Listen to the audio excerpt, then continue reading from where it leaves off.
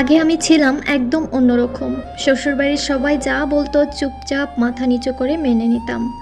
সকালে চোখ খোলার আগেই মাথায় একটাই ভয় থাকতো, আজকে কোন ভুলটা ধরবে, আজকে আবার কি রান্না করব, সবার পছন্দ হবে তো, আজকে আবার কার রাগ ভাঙাতে হবে, কাকে আবার খুশি করানোর চেষ্টা করব।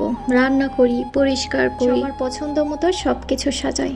তবুও একটা ছোট্ট ভুলেই এমনভাবে তাকিয়ে থাকতো যেন আমি এই ঘরের বোঝা।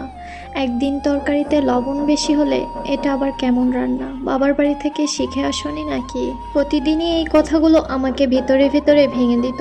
আমি তখন চুপ থাকতাম, কারণ ভাবতাম বউ মানে সহ্য করতে হয়, মানিয়ে নিতে হয়, সব দোষ নিজের উপরেই নিয়ে নিতে হয়। কিন্তু আমি ধীরে ধীরে বুঝলাম, আমি যত চুপ থাকছি তারা তাদের অপমান করাকে নিজেদের অভ্যাস বানিয়ে নিচ্ছে।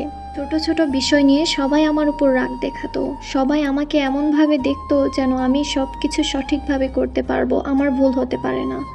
কিন্তু সেদিন থেকেই আমি বুঝে গিয়েছিলাম, সবাইকে খুশি করতে গিয়ে আমি নিজেকেই হারিয়ে ফেলছি। সেদিন থেকে আমি বদলে গেলাম। এখন কেউ ভুল ধরলে চুপ করে দাঁড়িয়ে থাকি না, একটু শান্ত কিন্তু শক্ত গলায় বলি, আমি আমার মতো পারফেক্ট হতে জন্মাইনি। এখন আর কেউ আমাকে মাথা নত করে থাকার মতো মানুষ ভাবে না। আগে আমি সব দিতাম, সম্মান, সময়, শ্রম, ভালোবাসা, তারপরেও সব দোষ আমার ছিল।